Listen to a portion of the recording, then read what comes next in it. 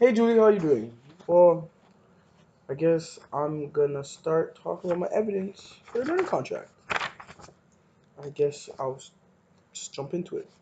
First one is adapt self-care practice to ensure effectiveness. My strategy was I will ensure that I have many self-care practices to use when I am feeling stressed or just need a break from placement. For instance, going for a walk, counting back from 10, or listening to music. I will also talk with other classmates on what they do pertaining to self-care practice and see if I could adapt any. Also speak with my supervisor, Kevin Panton, and my teammates, brackets youth amplifiers, on how they manage my task. So what I put for my evidence was whenever I was stressed at placement, the first thing I did was listen to the music. If that didn't work, I would go on a break and walk around the eating center and shop or get lunch. The conversation I had with my peers and my supervisors also helped me to get through a lot. For instance, the conversation I sorry, had with Kevin, my supervisor, on how I am progressing, the support I'm going to need for it, and the encouragement of the team also supporting me. The fact that my supervisor was also, this is something that came to me, the fact that my supervisor was also there to support me in any way allowed him to be a constant that I could go to, which was something that I wasn't used to from my previous placement. In the foundation book, I really found it profound when it said stress is both good and bad, and the determination of which one it is lies with the person who is experiencing the stress. Stewart, 2009, page 159. This quote from the book really helped me because it's telling me you hold the future after your stress. What my super colleagues would notice when I do these self-care practice is a calm and relaxed posture, and I'm making more friendly jokes. Also, I have a picture of my peers amplifiers that help me get through a lot. So to expound on that, basically, it really this journey was a lot. Straight up, the stress level was totally different, something that I was not used to because I'm more practical and being in a government base is more professional. And that's one thing I didn't really want from going to this place because I needed my professional side to go up way high. And this place will allow me to do that because they're always giving me activities to do. um, Even if it's not working with young people, it's going on to meetings to talk with big up names. I don't know what I was call them, but like high up their names, and it's just like, okay, you throw me into it's like you're just throwing me into the lines den. Yeah, yeah, you just throw me into the lines den and see how you're gonna react. And really, I actually did good. I really did good, and you learn a lot of new things, and then when you get out of it, then it's like, okay, the stress starts happening because you're like, okay, did I do good? Da da. And then the reassurance from everybody is like, Sean, you really actually said certain great stuff. I was actually shocked that you're talking. And you're like, wow. And then, okay, self care wise, sorry, went off a little bit. Self care wise, I would say what really brought my self care out more was knowing that this assignment could be a win or lose. Like the conversation we had before, this could be my win or lose of going on to the next semester. Like I never ask for help. I I'm always I don't know if it's a man thing that you just don't ask for help. I'm thinking it is, but really asking for help this for this assignment really it was really a stress reliever. I never thought I had that much support like I did when I had this assignment, and because I was like I didn't want to tell them my story like. Sean, they expect me to do good already, and then when you have something that's like a downfall, you don't want them to hear that. And it's like, wow. And the way they jumped on my side and helped me support me to get through all that, I'm actually grateful for that. But like always, music is my number one. And this year, the thing that really changed was me talking to them, talking to them more, I guess. But the ending, really needing their help. One thing my Kevin always said to me, Kishan, you need to time management. He always says it to me because I'm always like I said in class, I like to procrastinate because that's when I know. it's a gritty. I need to get it done now, and I usually put out good stuff, but then when it comes to fixing up the paper, grammar, those stuff, that's where I somewhat mess up. So, as my evidence, I have a picture of the youth amps. So this was on, oh, what's it called? I can't remember the day.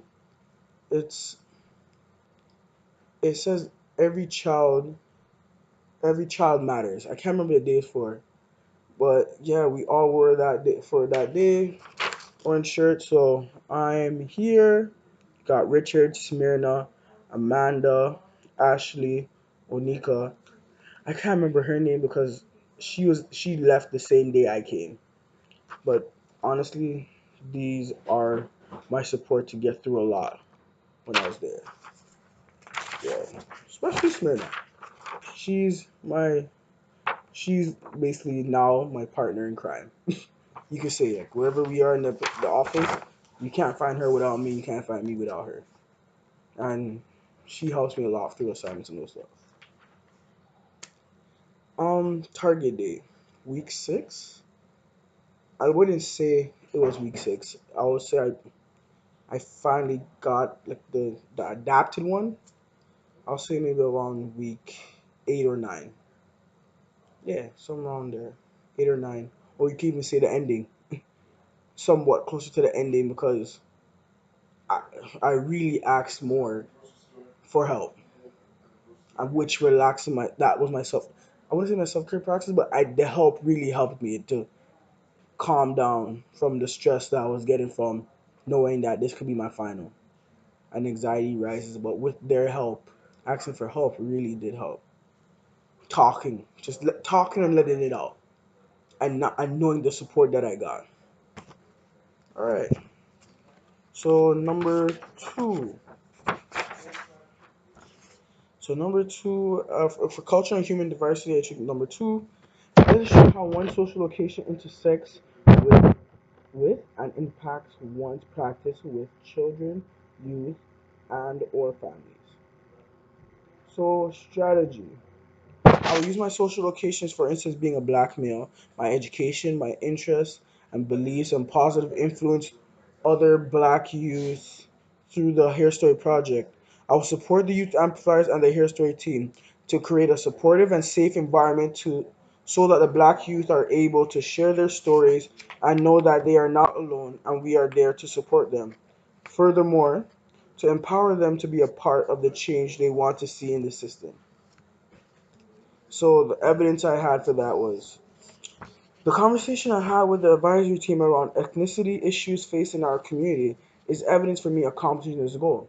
Furthermore, the level of comfort that the youth advisories have in speaking about sensitive issues in the present is further proof that I'm able to use my social location as a source of connection with them, being of the same ethnicity and having some of the same shared experience discussed allows them to feel connection.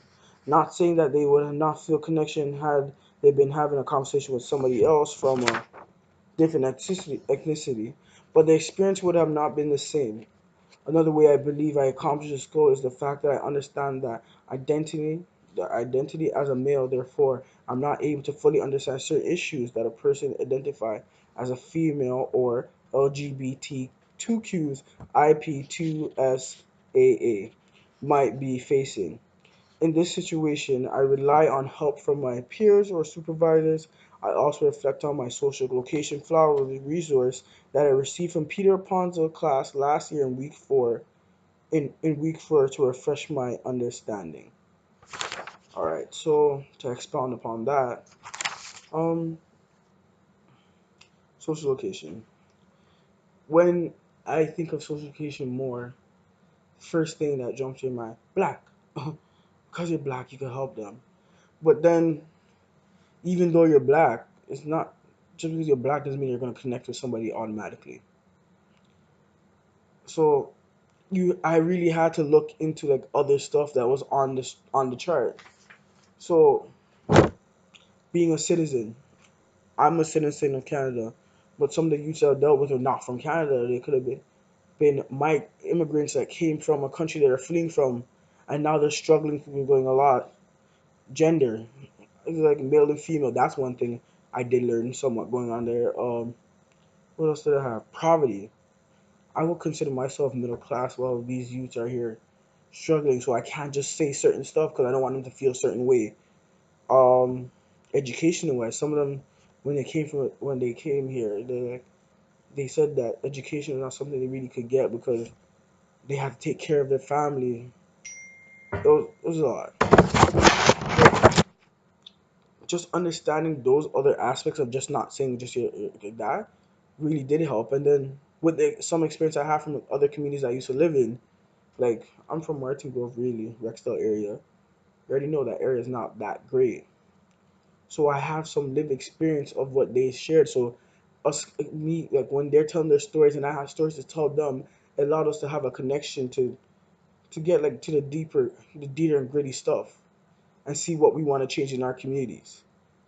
Um, Another thing I did say in there is like understanding understanding things that I can actually do because of my social location. So there was a situation. I was actually a situation why I said that there was a young lady. Her basically her and her partner are having problems, and her friend recently passed away that same week. I noticed that something was up, and I tried to take her aside. Even she wouldn't move. Like I seen her like she was not connecting to the group or anything. So I said, "Hey, you alright? Let me take you out just to have a conversation." I got her water and everything, but you could still notice that something was wrong. So I quickly went up to one of my supervisor, my supervisor, and I was like, I noticed that she doesn't look right. I think there's something up. She just told me the brief, which was like her that same thing I said. Her partner was giving her trouble, and thing. But I'm like I said, I think this is a female situation that she should talk. And as soon as the female went up to the female supervisor, that other supervisor I told, she went there, took her aside, and they had like a full conversation. So me understanding that I'm not able to do certain stuff, even though I really did want to, it's like understanding that was big enough to understand. So just to, it's like, how am I sure I explain it? Being a male, I'm not gonna always know I can't always see the same aspects that a female will see. So basically, so the female they have their connection that time. Me being black, I couldn't be just because I'm black, I couldn't help her. It was like she needed a female that could go alongside and feel the same situation, know how to talk with her. Because maybe I would be talking too rough. I'm not saying I would, but it was like maybe it could have been too rough. I don't know. So the flower that I have is this one right here. So on here you see sexual orientation, so homosexual, heterosexual. Oh, you can't see it. Bisexual, biological sex, so female, male, education, elementary, post secondary, racialized, non-white, white, ability level, disabled, able. So the list could go on. Yeah. See? Yeah. Yeah. So that's the one for number two. Honestly, this place really made me understand more about social location. Yeah. Put that over there. Show you there, my friends. Yeah. Oh, also for myself, what did I say? I said I've accomplished that in week five. The target it was week five. I'll say I actually got that done maybe around week.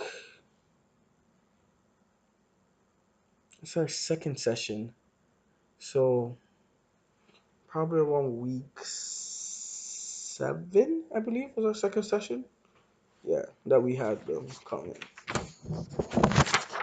So number three, outline behaviors using strength-based perspective. So this one is for relationship and communication. So I said for strategy, I will verbally and non-verbally de-escalate crisis situations in a manner that protects the dignity and integrity of the youth, always take bracket always taking a negative situation and using it to support a youth to find positive solution. For instance, if a youth comes in late to a group meeting, instead of saying you are late, I would say, "Nice to see you here, but what can we do to get here on time?" So my evidence I have for this was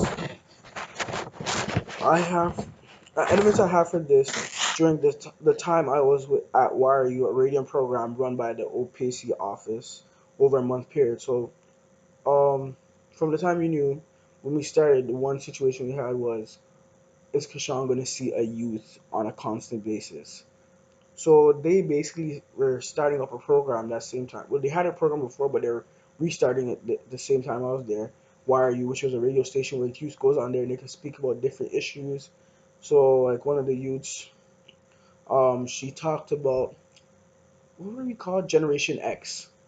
Basically, we're called Generation, not me. Well, their generation is called Generation X because the people are saying that they don't know nothing, their heads are not on the block. So she basically went around and talked to different students about, what do you think about this. Another one unit student did what did they? She talked about different experience with Jamaican rap artists in Canada, their come up, how they're changing. Yeah, so they have different issues that they talk about.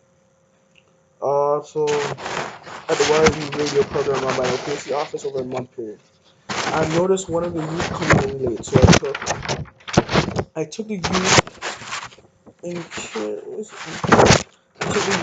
I took the youth. I took him aside and told him that the ideas you have are great, but I wish you were here earlier so we could discuss them longer. He told me what was his reason, and we figured out a way for him to get there earlier. The A, the A question of balance by Michael Burns really helped because it states the outcomes of interventions are significantly better when the child/youth are oriented towards assessment and interventions that reflect strength-based attitudes and practice. With the relationship I had built with him and the calm manner I used, I was able to talk to him about his situation and figure out a solution. A journal I received from the supervisors where I wrote the attendance for each youth, the time they arrive, and the strengths about each youth. So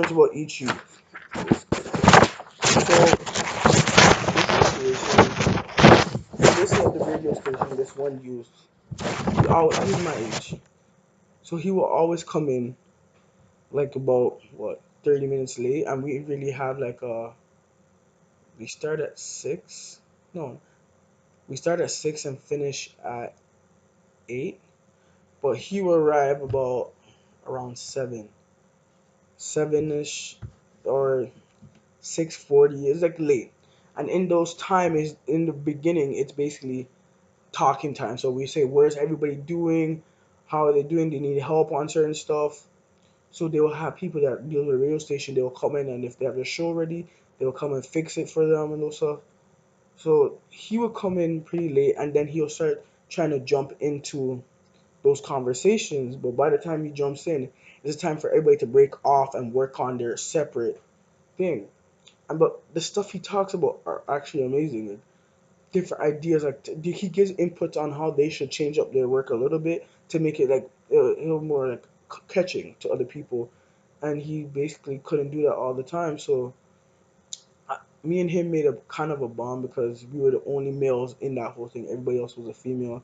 Even my supervisors, it was three females running, and then it would have been him by himself. So they, when they put me on, I was able to connect with him. So the conversation we had, I told him, I was like, "Hey, what's going on?" I'm like, "You have some great ideas. I wish you were here earlier to say them." And then he's like, "Yeah," he's like, "I'm coming from school. I have to take 3 buses to get here, but before that, I go check on my mom to see if she's all right." So I'm like, "Oh, so that's the reason why you're late." So what we did was figure out. I was like, "All right, if I said if that's the problem, all right, this is what you do. I asked him, but what's your school schedule? He told me, and then I went online, searched up everything. So searched up the fastest bus route from there because he was just taking a bus route that somebody told him. Fastest bus route. We found out, okay, you could take 2 buses that's faster to get here, or he was taking the bus because it was cheaper. So what I did, I asked. That's what I did. I went and asked one of the supervisors. are we able to give him something that maybe he could take a GO train on here to get here faster? They're like, yeah, but maybe. So they went talk and got that he got a chance. So basically, they gave him one go. They basically refill it every Thursday, just a little bit, for him to take the from Malton to Union, and then straight up. So it was he could take the bus, or he either could um take the subway. Subway would have been faster. So he was able to reach on time, and then usually that same time I drove. I would drive with him. Not drive. I would go with him, cause on Thursdays I usually stay there late, so I just take the subway with him or take the GO train back. So he also had a partner, somebody he could talk to if anything was going on, and we actually did get closer. Like he told me his situation at home, what he's been through, like him basically losing his house, his father leaving his family and everything. So yeah, like he told me a lot, and it was like I got a real closer relationship with him. Like even sometimes he texts me to say, "Hey, how am I doing?" And I'll ask him how is he doing, and we grew a bond and everything. So, um, so for the actual physical event evidence I had was the book I used. Shoot, okay. The book I used to write all of this in. So this book it was given to me one of my supervisors. The best I think they ever gave to me. For.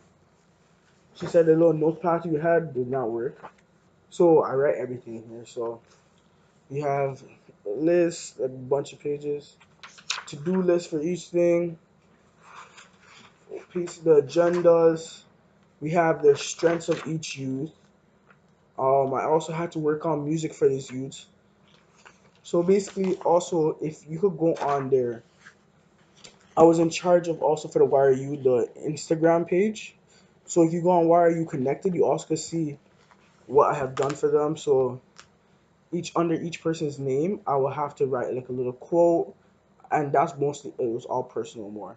Like I had their help, but it was like I wrote it out for them, and then they corrected what they wanted. But it's basically the gist of it. I basically wrote what I wanted, what I seen from them from the time I was there, some strengthful stuff. I asked for a quote that they had, and we talked about the show. So so this book is one of my examples, but also you could go on there. Why Are You Connected Instagram page, also Facebook, to see what they're about too. That other evidence if you want. So that's number three. Number four. Okay, well the fourth one, but I did number six. So human development, I did number six. Examine creative activities and moment-to-moment interventions that promote wellness using evidence-based, evidence-informed theory. So the strategy. I will support the Hair Story team by working in coordinative, coordinative, formative, preventive, or potential helpful goals into the life space using formative, sensitive methodologies and procedures when planning and interacting with the young people. So the evidence. When we had our first advisory meeting, I noticed a lot of people were just meeting each other for the first time. So the atmosphere wasn't safe for others to feel free to speak their life stories. So I quickly thought of a human bingo game we did in class to play with them, which is the theory of social inclusion falls into place. The activity allowed the youth to find out common similarities with each other and find out something new about their peers. It also gave them the chance to break the ice with each other. This was the first time the group came together, so it was important to build trust and connection by finding common ground. So, I said in there to respond on it, when I walked into the room, I was also new. So, me seeing me, they're like, okay, this is a new face. So they're not gonna just who's gonna come and talk to somebody that's new. You have to build basically what Maslow said, a second pillar of safety. I had to build safety around them to say, okay, I'm a safe person. I'm not gonna go out and talk their stories to other people. I just have to make sure the atmosphere is safe for them to speak. So there's even some of the youths, they already knew each other. Like you already see some of them pair up, and then you'll just see one or two few people by themselves. And I will try to jump around, have mini conversation. Like even before we played some music to keep play some calm music, not calm. I'll say some music that they will be used to, so R&B. Yeah, we just made the atmosphere safe in the beginning, so they all to like mingle and stuff.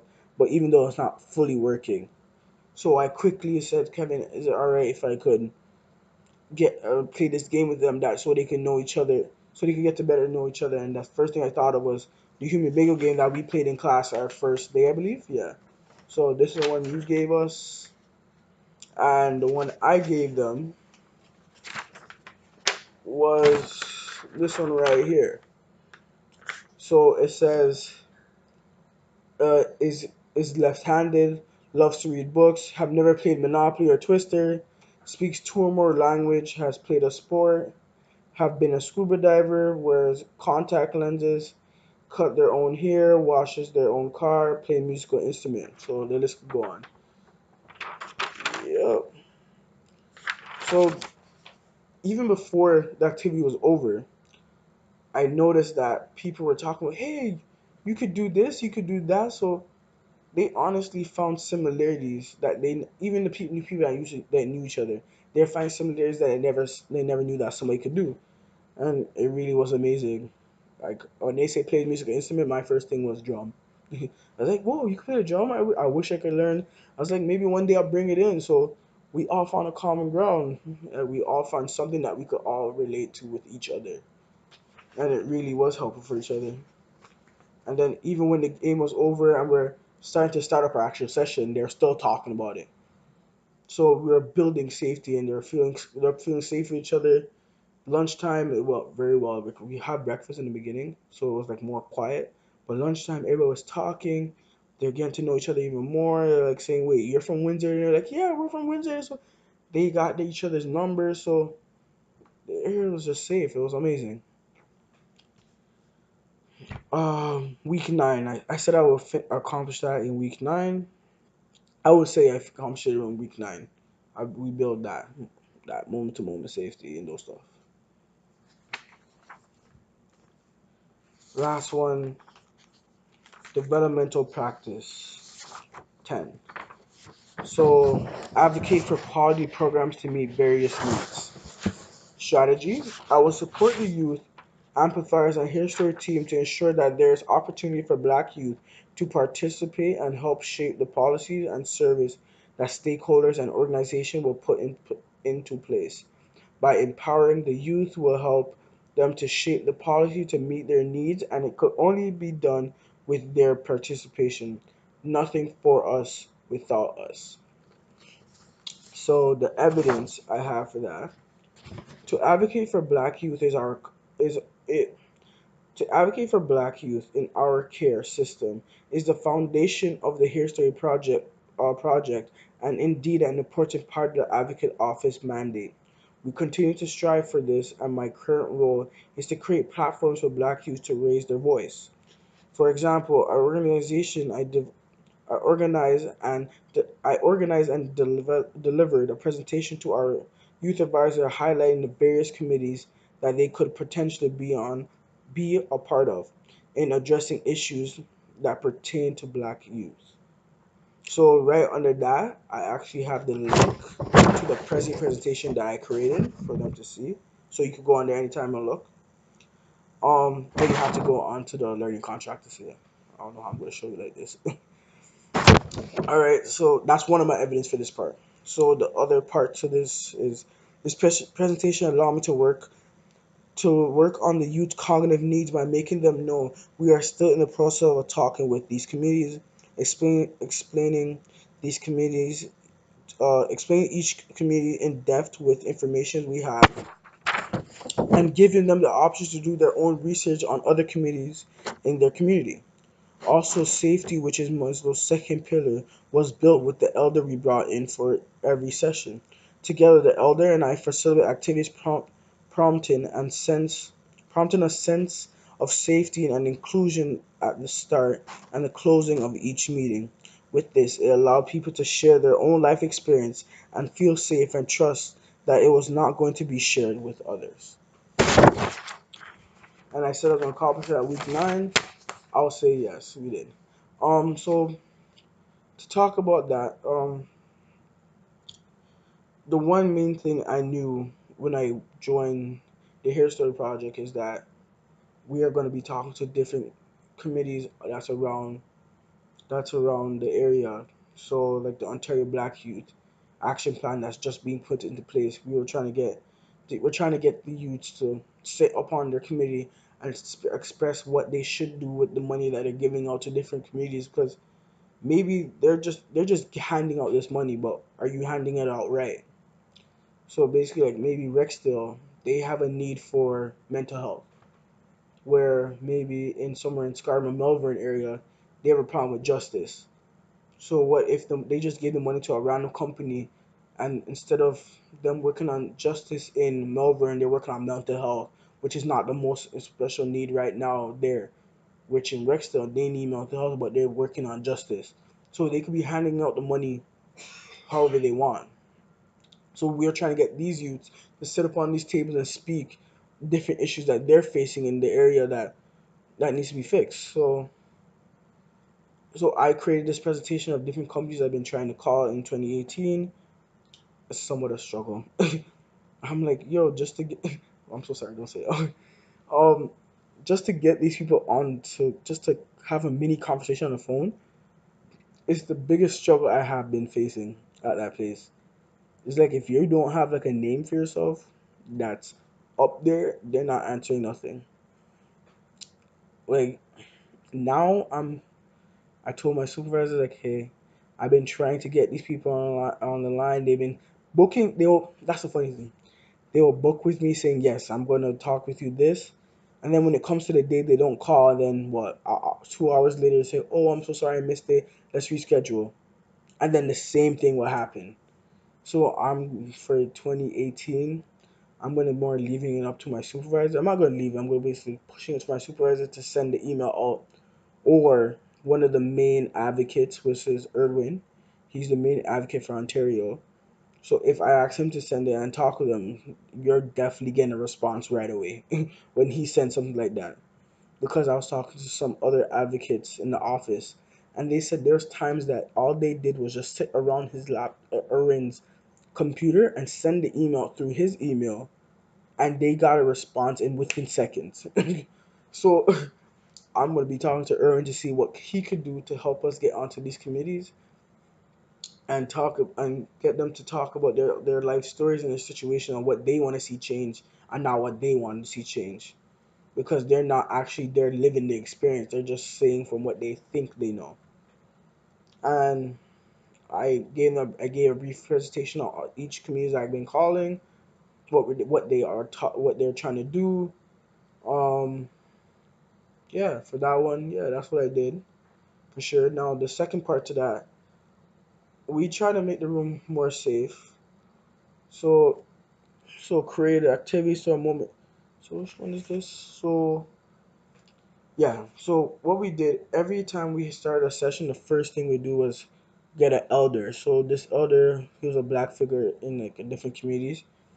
He basically he talks about different situations black people faces and how to empower them. Like he gives an empowering speech in the beginning, and he tells us different things that black people used to do in the past. So this the last advisory meeting we had, which was around Christmas time, he basically had a Kwanzaa session with us.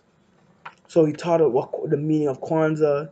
Like I honestly didn't know because I thought when I seen the candles, I was like, wait, we're having Hanukkah? That's the first thing I said. And he's like, no, no, Kwanzaa.